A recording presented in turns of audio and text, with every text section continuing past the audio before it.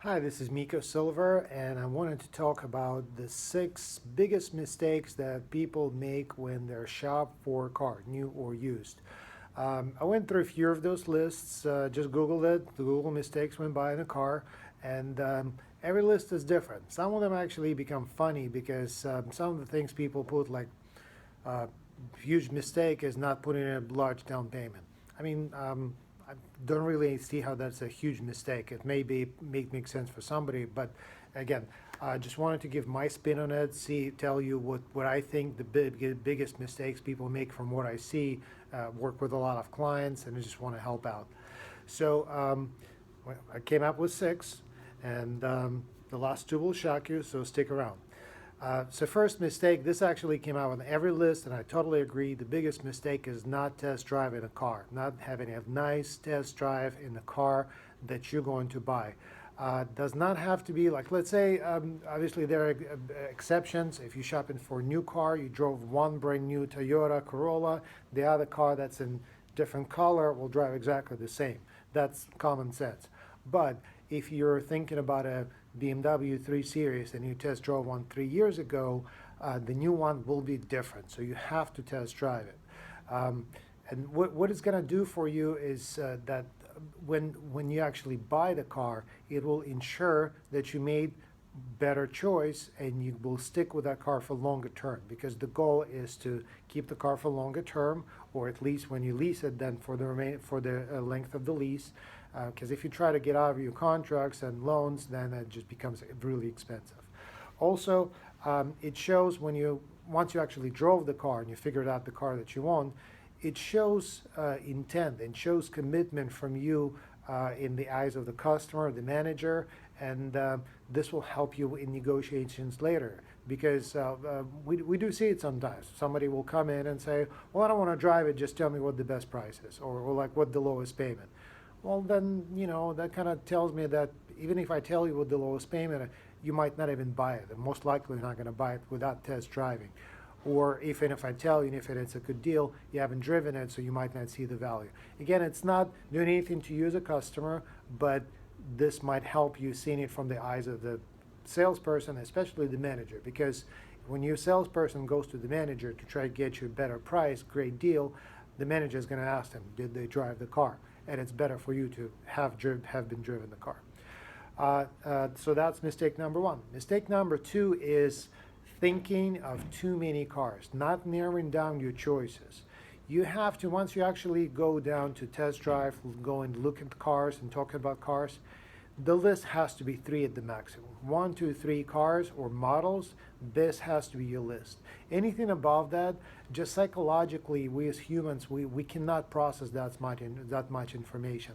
I've read a lot, they always quote this study. Supposedly there was an experiment when students put a sample table of different jams at a supermarket, and they let people try them for free, and then people whether bought them or did not buy them. So the surprising part was then when there was three choices of different jams, percentage of people that bought was very high compared to when there was the 7 or 10 different choices. So you would think that more choices is better, but when there are 10 different choices and you get to try all of them, by the time you try the 10th jam, you don't know what you want. You're not even hungry at this point.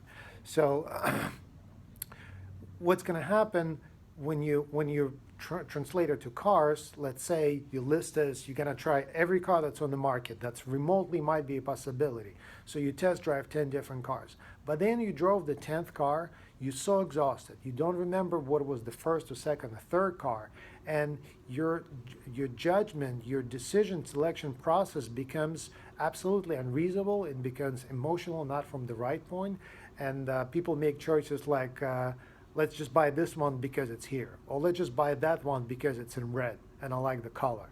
And again, it goes back, you're not going to make the right choice, you're not going to be happy with the car, and at 2 years, you're going to want to trade it, you're going to lose a lot of money. So narrow down your choices before you actually go and feel those cars and test drive them. I believe that three should be the max of number of cars, models you test drive. So that's mistake number two. Mistake number three, and a huge one, is not researching not doing your research before actually going to look at cars. This is really big one too, because we do see that in general, dealers actually love those people that just go and drive by and, oh, honey, let's see, there's a dealership. Let's just go look at some cars. So they look at cars, they meet a nice salesperson, somebody like me that's very nice and friendly. I'm going to show them the nice car. And if I'm not busy, obviously I'll offer a test drive. I'm going to test drive and it's going to be great. And suddenly you like it. And suddenly, and 2 hours later, you drive home with this car. It's great if you love it, and we'll be really happy for you. But it's really possible that you did not research whether it's within your budget, if it fits in your garage, and there's a situation, something that might change your life a little bit better.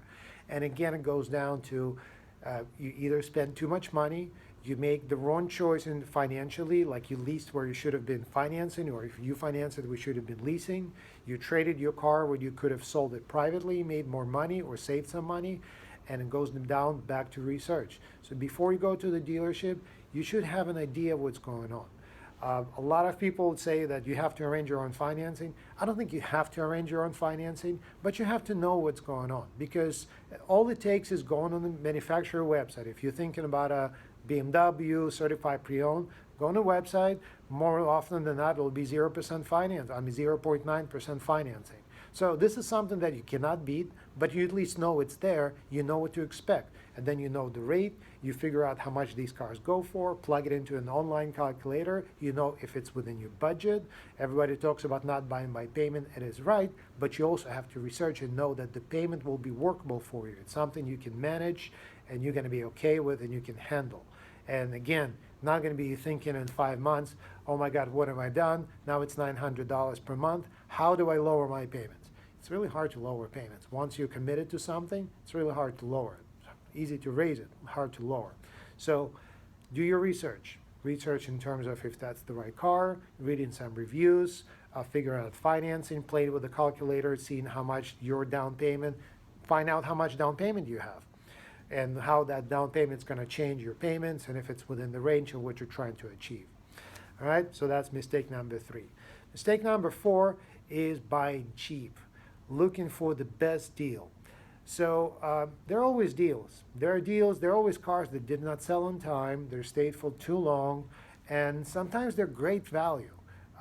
You know, dealers will discount and keep discounting the car until it sells. So there are deals like that. The question is that the right car for you? Is that enough savings? Let's say you found a car that's red, it does not have AC, and it has like 1,000 miles instead of 5 miles, but it goes as a brand new car. So 1,000 miles is not a big deal. But suddenly you got this awesome deal. You saved $30 per month, right? Great. Or you saved $3,000 total. But now you can't leave with that car because it doesn't have what you really wanted. And it's not a good situation. You know, you have to think about it ahead of time. And sometimes, most of the time, it makes sense to spend a little bit more if that a little bit more will make sure that you're going to keep the car for much longer, that you're happy with the car for 5-7 years. It's gonna that 3,000 that you saved, it's going to come back a few more times. It's just smart investment. So again, mistake number 4, not buying cheap. And I said that the last 2 might surprise you. So one is not people don't walk away when they should be walking away. So maybe you did not do your research and you're just doing something impulsive, and now you don't want to lose face because you already told the salesperson that you're going to buy a car from them. Or maybe the salesperson is not that nice and you're not having a good experience. It just doesn't rub you the right way, but you're thinking, you know, I already spent a few hours, we already have this car, let's just get it over with, we're just not going to come back to this dealership. If you think there's something wrong, there's something wrong. If you think you should be walking away, you should be walking away. If you think that this is not the right price and the price should be lower because you researched and you know what the price should be, then you just say, don't lie.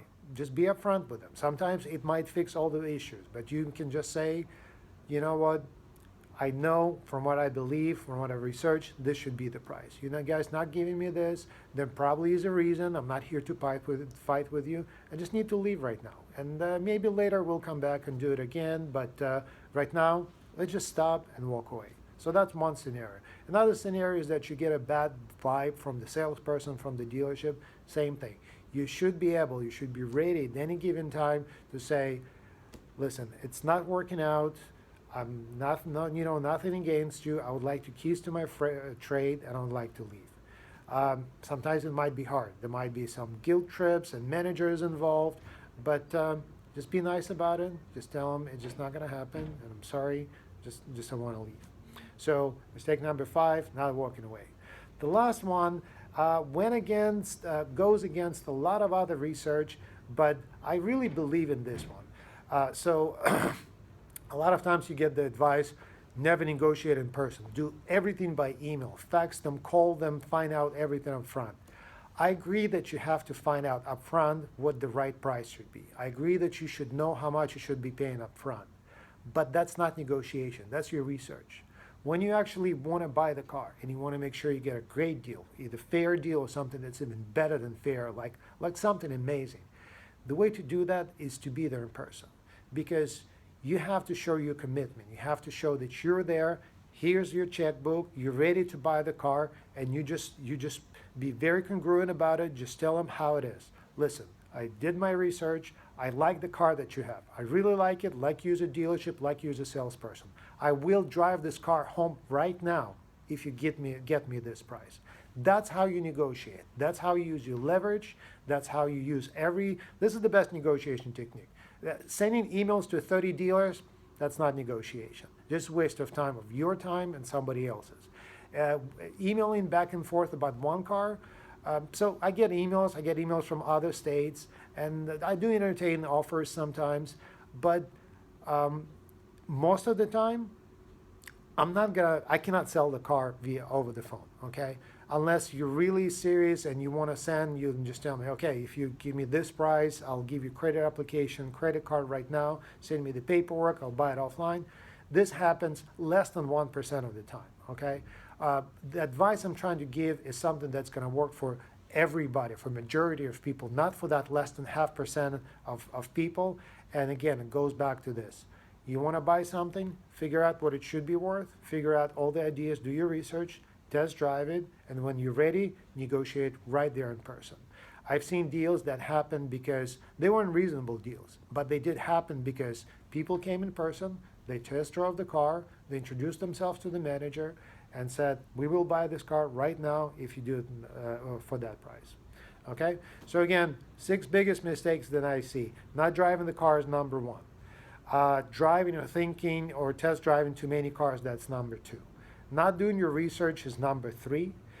Buying a deal instead of buying a car is number 4. Not walking away where you should be walking away is number 5. And the main one, if you're into negotiation, if you're into getting something great, do it in person. Thanks for watching.